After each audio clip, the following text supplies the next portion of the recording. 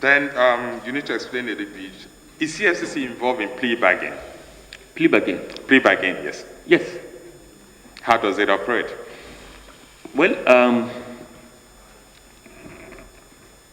the Administration of Criminal Justice Act provides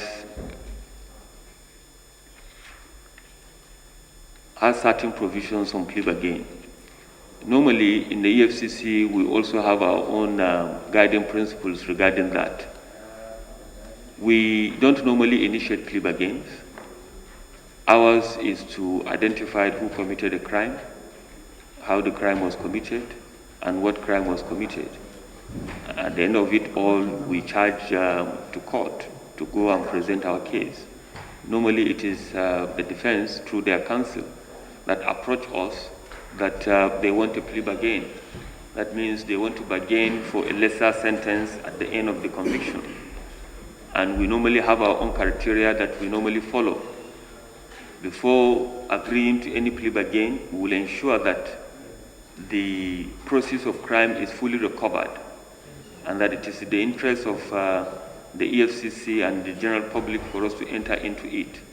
And then, of course, an agreement is signed, and then we'll go back to the court to implement, and then judgment is being given, and conviction is secured as well. Okay, comparing plea bargain with prosecution, which one do you think has been the most beneficial to the EFCC? Well, they are all prosecutions. They are all prosecutions. If you look at it, there are several things to consider. The cost of the prosecution, the length of time involved, we have the problems associated with high number of cases in the dockets of the judges, etc., etc.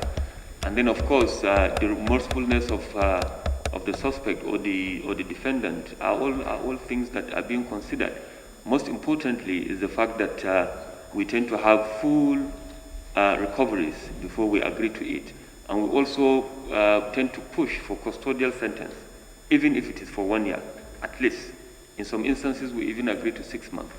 But we tend to insist on custodial sentence so that at least it will serve as deterrence to others to know that, yes, despite that, you have entered into plea bargain, which is bargain for you to have lesser sentences, at least you are being punished for committing that crime. Very important and very key to what we try to achieve.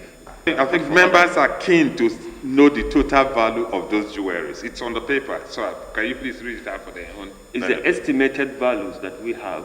It's the estimated so that's the value of one person's jewelry. The estimated value in Naira was given at 14,460,000,000 Naira. Yes. I think, I want you to repeat that because members think like... It's the estimated value that we have, yes.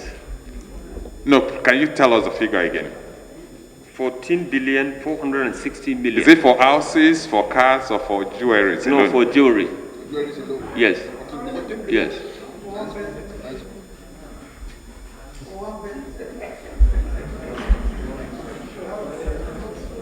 Yes.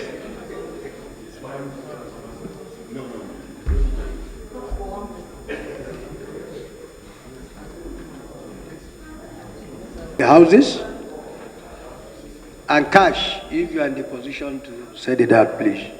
It's about 80 million US dollars. 80 million US dollars. Why are you scared of money? Estimated values. Why are you people acting like you are hearing figures and you're all getting scared? Thank you. Thank you.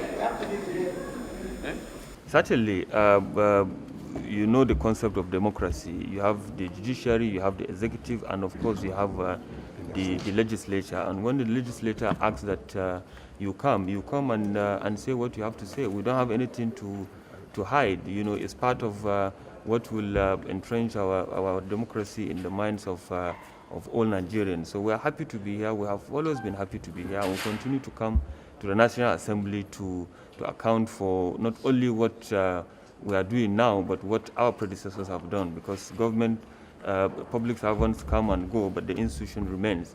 So, of course, you can see from the caption even of the committee They are looking at 2002 to 2020, and and you are all aware that I'm less than 3 months on the job. So, but I have to be here, on behalf of the EFCC, and I think things have been cleared up. There is no ambiguity anywhere.